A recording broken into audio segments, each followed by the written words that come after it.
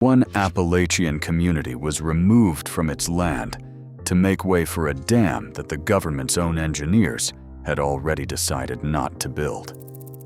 One parcel of mountain forest has been fenced and maintained for 80 years with no public explanation of what it protects. And one location sits at coordinates that appear on maps from the 1930s, but that current officials, when asked directly, say correspond to no land parcel in their records. These places are not abandoned. They are managed, monitored, and closed. We are counting down 6 of them. The last one has no official name. Number 6, Harlan County, Kentucky. In 1972, the Army Corps of Engineers completed the Martin's Fork Dam, and the reservoir swallowed hundreds of acres that families had farmed since the early 19th century. The official record describes a straightforward acquisition. Residents were relocated. Compensation was provided. Here is how it happened. At least 3 families received 30 days' notice to vacate land their grandparents had cleared by hand. One resident, a man named Clyde Cornett, refused to sign the relocation agreement and was removed by the county sheriff in January of 1971. The deed transfer had already been processed before his signature was obtained. That document sat in a University of Kentucky archive for 23 years. Cornett had been dead for 6 of them. His widow never received the disputed payment. Picture yourself standing at the northern bank on a dry summer afternoon. The water is low. Below you, rising from the mud, are the dressed stone walls of a house, mortar still intact, walls ending where the roofline once began. You are standing above someone's home. There is no marker explaining whose. The Corps closed 3 hiking trails adjacent to the reservoir in 2009, citing erosion. Those trails have not reopened. A Freedom of Information request filed in 2017 returned 42 pages. 31 were fully redacted.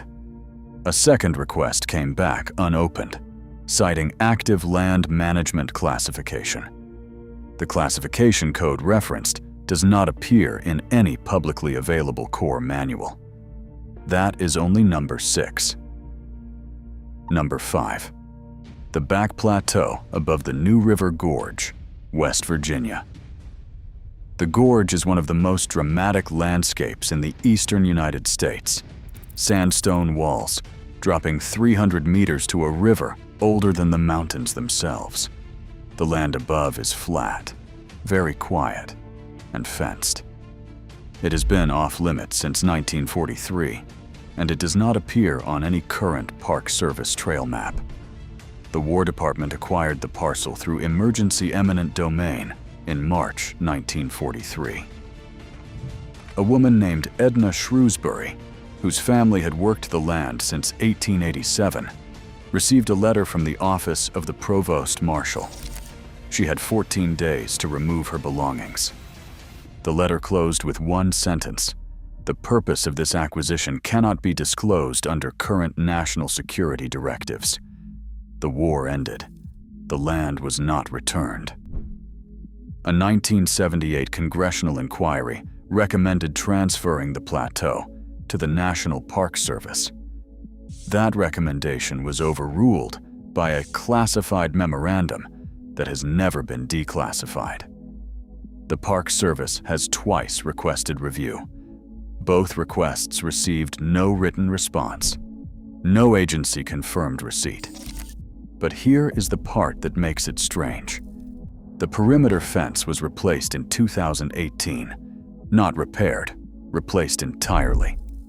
Someone decided, 80 years after the original taking, that this land still required an active, maintained boundary. No public reason has ever been given. That is only number 5. Number 4. Epworth, Virginia. No longer appears on current topographic maps. It was a coal company town in Buchanan County, built in the early 1900s housing approximately 400 residents who worked the mines below. When Clinchfield Coal closed the operation in the 1950s, the residents were required to leave. The company owned every structure. The land transferred to a Delaware holding company with no public record of the sale. Picture yourself turning off the county road on a gray October morning. A gravel track breaks into the tree line. No marker. A rusted gate sits across it, padlocked. The no trespassing notice too weathered to read. The light ahead is pale and even. The clearing beyond the gate is completely still. That is where 400 people once lived. But here is the part that makes it eerie. Clinchfield Coal merged out of existence decades ago. The Delaware holding company that now owns the land has filed no public statement since 1987.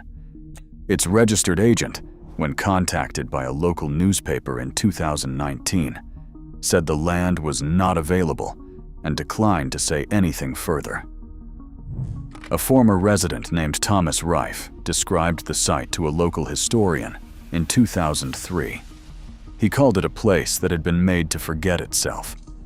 The access gate is still locked. Nobody has publicly answered for either fact.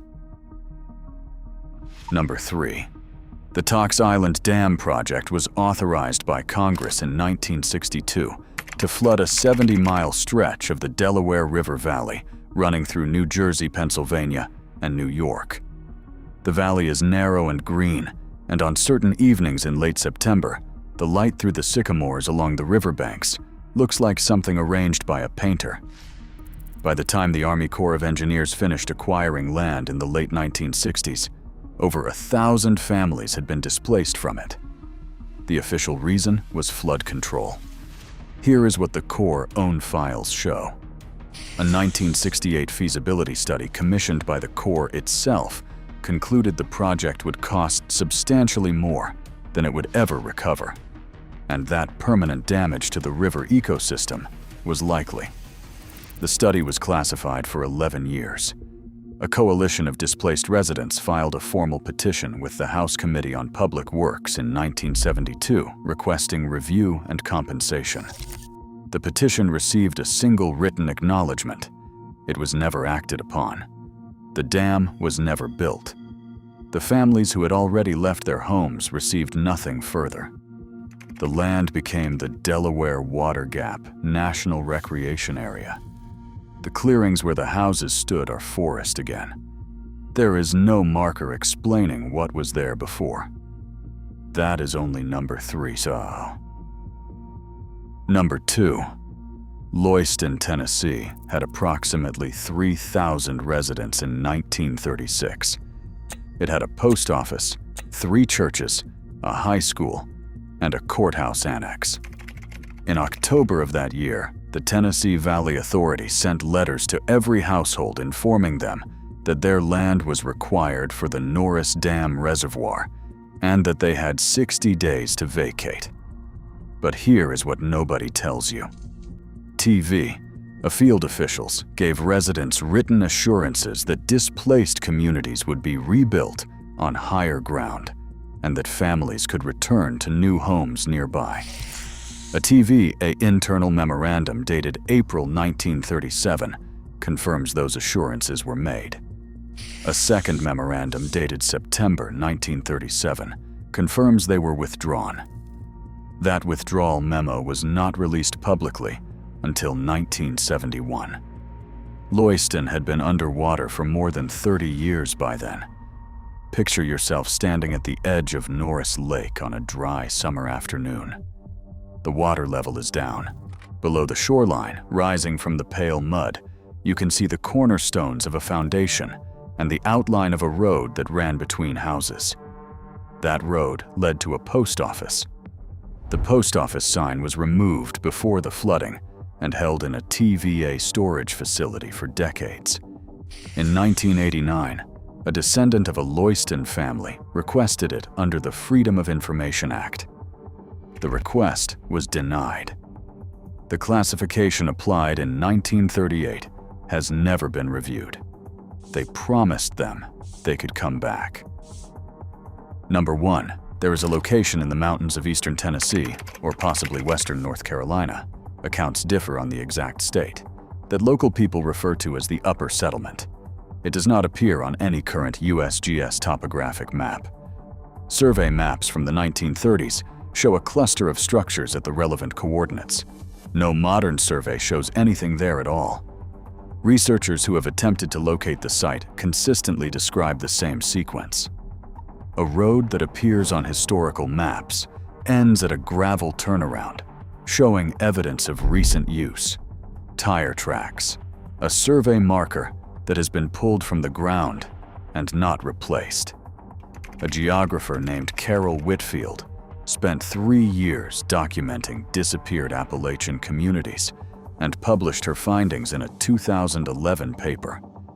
She wrote that 2 county officials in 2 separate states told her, separately, that the coordinates she was following did not correspond to any land parcel in their records. The 1934 survey map shows the coordinates clearly. They lead somewhere.